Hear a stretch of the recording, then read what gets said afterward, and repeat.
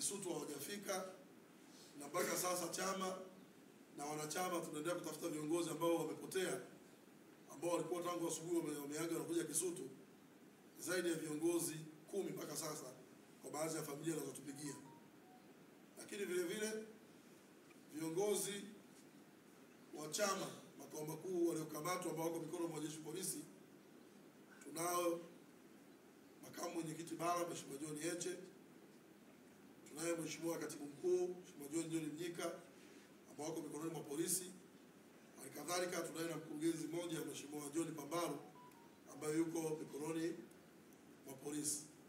Lakini tunaye mjumbe wa kamati kuu mmoja ambaye naye amekamatwa na anashikiliwa na jeshi la polisi, Mheshimiwa Lucas Ngoto ambaye ni mwenyekiti wa Chadema kanda ya Serengeti. Na sisi tumechukua wajibu, wengine tulikuwa Kisutu, na baadaye kwa sababu ya mambo yaliokuwa yanatokea waliweka coordination center ya mawasiliano sehemu ya pale jirani na Kisutu kwa ajili ya ufuatiliaji wa watu wetu wote kinachoendelea na kutoa brief. Baada ya masaa kadhaa mbele tena tukapokea taarifa ya viongozi mbalimbali ambao wameokotwa kwenye mapori ya Ununio na Mabwepande. Viongozi hao wa Chadema walikamatwa nje ya geti la Kisutu. Baada ya kuzuiwa kuingia Kisutu, wakaingizwa kwenye magari ya polisi. Kutoka Kisutu mpaka sehemu wameenda kuachiwa ni kilomita 29, kutoka Kisutu mpaka Ununio ambako wameenda kutelekezwa ni kilomita 29, na kutoka Kisutu mpaka Mabwepande ambako wengine wameenda kuachiwa kule na kutelekezwa ni kilomita 36. Utagundua njiani kote huko walikokuwa wanapitishwa na polisi waliokamata, pana kituo cha polisi cha kati cha Central, pana kituo cha polisi Ilala Central pale pale, pana kituo cha polisi mkoa wa Kinondoni Oysterbay, pana kituo cha polisi wilaya Ilala Central pale pale, pana kituo cha polisi Kinondoni kwa maana Oysterbay, kuna kituo cha polisi cha wilaya Magomeni, kuna kituo cha polisi cha wilaya Mbulahati, kuna kituo cha polisi Kijitonyama pale Babatini. Lakini kote huko walipitishwa, na kituo cha polisi Kawe hawakupelekwa. Siku ya mwisho wameenda wameshushwa Ununio, wamepigwa sana. Na katika kundi la watu 13 waliochukuliwa Kisutu kwenda kupigwa polini, wa kwanza ni makamu mwenyekiti Zanzibar ambaye amepigwa, sasa hivi ni mahututi hospitali ya Mwananyamala, wanamfanyia rufaa kumkimbiza Mwimbili. Na mwingine wa pili ni mheshimiwa ambaye amejeruhiwa, angalau kidogo sio mahututi, lakini amejeruhiwa kwa kupasuka kiganjani, amepigwa marungu, amevunjwa kiganja na kupasuka. Lakini vile vile enka ya chini imepigwa virungu, imesogwa kabisa. Kwa hiyo wanamfanyia vipimo pale vya kuangalia madhara aliyopata. Halikadhalika vile vile tuna vijana wetu ambao ni wanachama mbalimbali na viongozi wa chama ngazi tofauti zaidi ya 7 ambao nao walifikishwa hospitali ya Mwananyamala kwa matibabu ya awali, na baadhi tumeambiwa tunaweza tukapewa taarifa wakipata rufaa kwenda Mwimbili. Kwa hiyo so far katika viongozi 13 waliopelekwa kule Ununio kwa magari tofauti na polisi, kushushwa na kuanza kupigwa, wamepigiwa wakifika Ununio. Njiani huko kote kwa mujibu wa maelezo yao hawakuguswa, lakini walipoenda kushushwa Ununio wakaambiwa walale chini kwenye madimbwi. Wameshambuliwa kwa marungu na mijeledi, waya, wengine kwa kufungwa na kamba, huwezi kujitetea. Na hata walipomaliza wakiwa wameumizwa sana, waliambiwa walale kifudifudi. Wakiwa wamelala kifudifudi, baada ya muda wakasikia gari za polisi zinawaka na kuanza kutembea kuondoka. Walipoamka wakajikuta wako porini pale pale ambako walikuwa wamelala, lakini polisi wakiwa wameondoka na kuwatelekeza bila kuwapeleka sehemu nyingine yoyote. Sasa katika wale 13, taarifa mpaka sasa hivi ambazo tunazo ni za watu 9. Katika 13 watu 4 hawajulikani walipo.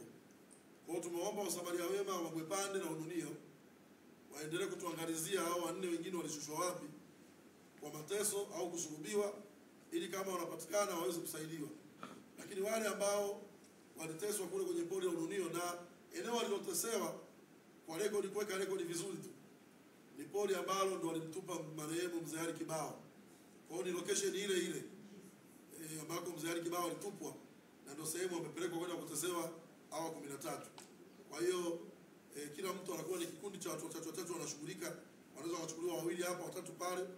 Kwa katika hao 13, 9 ndio wamepatikana wako hospitali, lakini 8 nimeenda mimi na Mheshimiwa Sugu na Mheshimiwa Rema Mwananyamala, tumeona viongozi 8, tumesalimiana nao na tumewajulia hali majeruhi, lakini mmoja vile vile tunazo taarifa za kufariki kwake, kwa maana amepigwa mpaka ameuawa, na bado hatujajua jina lake ni nani, lakini alikamatiwa Kisutu.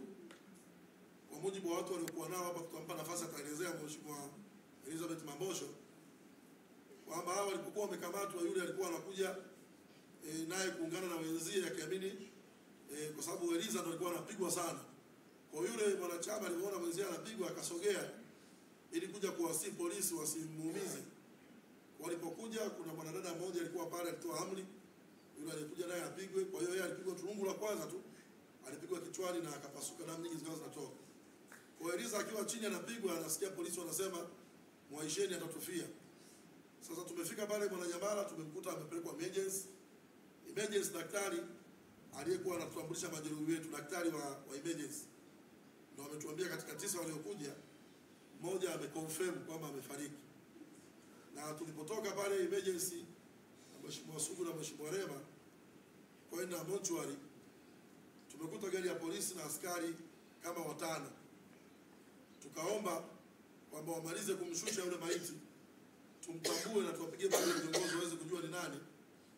Lakini cha ajabu, polisi walivyotuona Mheshimiwa Sugu na Rema na mimi na baadhi kama makamanda kama wale 3 pale mortuary, na tayari washaandikisha kwenye daftari kwamba wana mtu wanamkabidhi, wao ni wakina nani, wametoka naye wapi. Na yule mtu wa mortuary ameambiwa kule majeruhi emergency amejulikana ni mtu wa Chadema katika 9 waliofika ule emergency tulikwambiwa. Lakini askari walipotoka emergency kwenda mortuary wakasema mtu ule amekufa maji. Kwa hiyo na sisi tukasema hata huko Ununio watu wetu walikuwa wanateswa, walikuwa na maji na madimbwi. Kwa hiyo tunatamani hatu alikufa maji tumuone, maana leo Dar es Salaam hakuna mafuriko kusema kuna mtu mzima anaweza kufa maji ndani ya Dar es Salaam. Polisi waliposikia tumekaa hapa tunasubiri kumtambua yule maiti, wakamrudisha, wakafunga gari ya polisi, wakashusha turubai, wakakimbia na ile maiti. Pamoja na kwamba alishamsajili wamshushe, lakini kwa kuona Chadema tumefika hapa watu tumshuhudie maiti wetu, wakafunga gari ile mlango wa nyuma, wakashusha turubai, wakadadia ile gari la kaka, wakavua gloves. Na ni baada ya askari mmoja ambaye tulimtambua ni inspector kuongea na simu. Kwa hiyo wenzetu tuliporudi hapa makao makuu wanataka kutujulia hali yule ambaye amepigwa damu zinamweka nyingi sana, anaendeleaje. Ndio tunasema kwamba tumeenda hapa, tumeambiwa ametolewa emergency, amepelekwa mortuary. Kwa hiyo so far tuna ripoti ya kifo kimoja cha kamanda wetu mmoja katika wana Chadema, lakini vile vile tuna 8 ambao ni majeruhi wamekimbizwa Mwananyamala na wengine wapewa rufaa kwenda Muhimbili. Na sasa hivi zoezi linaloendelea ni kutafuta wengine wako wapi. Maana makamu mwenyekiti yeye walimkamata daraja la Sarenda, baada ya kumshurutisha, kumsukuma na kuanguka, wakamleta kinguvu na magari yao. Askari 2 wakaendesha gari ya makamu mwenyekiti na mmoja wa dereva wa makamu, wameingia mpaka hapa, wamepaki gari, alafu wakamchukua dereva wakaondoka naye. Kwa dereva mwenyekiti makamu vile vile tunamtafuta, hatujui kwa wapi. Lakini wakati anakuja hapa alisindikizwa na askari 2 waliovaa kiraia, wakapaki gari ya makamu mwenyekiti heti hapo, wakamchukua dereva wake, wakatoka naye getini, ikaja gari nyingine ya polisi, wakamchukua dereva wakaondoka naye. Kwa hiyo sasa hivi tuna taarifa tu kwamba makamu yuko Oysterbay, lakini dereva wake hajulikani alipo, na tuna taarifa ya katibu mkuu na baadhi ya makamanda wanasema wako polisi, hao tuna taarifa nao. Lakini nimesema tumetoa wito ili kumjua mwenzetu aliyeuawa ni nani, jina lake tujue ni nani. Tulitoa wito kwa wanachama watambuano waliofika Kisutu nani aonekane, lakini inaonekana ambaye aonekani si mmoja tu aliyefariki. Tumesema familia zaidi ya 10 bado hazina mawasiliano na watu wao walitoka asubuhi na mpaka sasa hivi hawajulikani wako wapi. Lakini angalau mmoja pale Mwananyamala tulithibitishiwa na daktari wa emergency kwamba polisi walipomleta na defender alikuwa tayari ameshafariki, na tulipomfuata mortuary tumeona polisi, tumeiona defender, lakini polisi walipotuona wakaogopa kushusha ile maiti, wakafunga turubai, wakakimbia na ile maiti. Kwa hiyo ni update bora tuwagaie kama chama rasmi, na mimi mwenyekiti wa kanda ya Pwani, kwa sababu jambo hili limetendeka na kutokea kwenye kanda yangu, tujue tunakabiliwa na changamoto gani.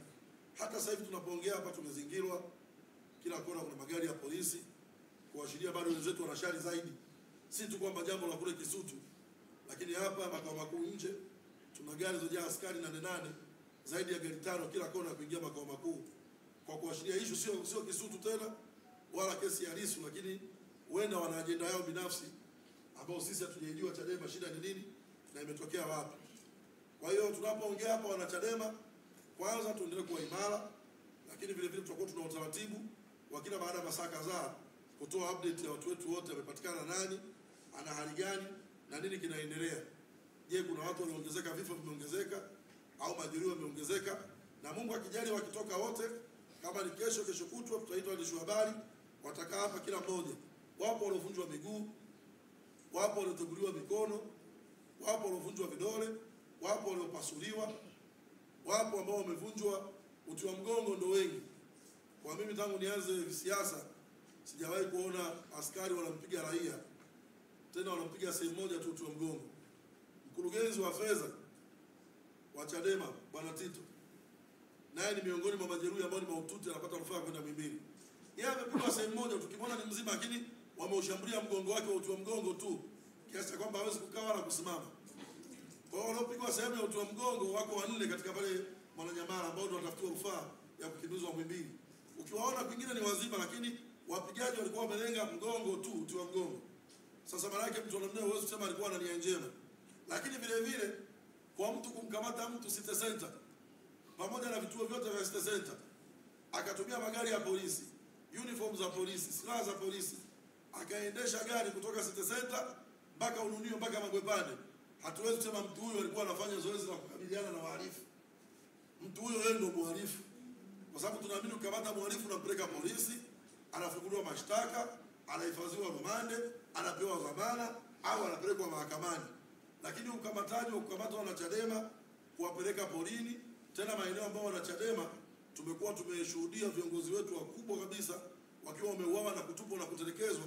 Leo ndio wanachama wa kawaida wanaenda kutesewa maeneo yao, na baadaye wanatelekezwa wakiwa hawana simu, fedha zao zimechukuliwa na askari, simu zao zimechukuliwa na askari. Askari kuna mmoja anatuambia hadi viatu wamemvua. Yaani kipindi wanampiga wamevua ni viatu, wameondoka navyo.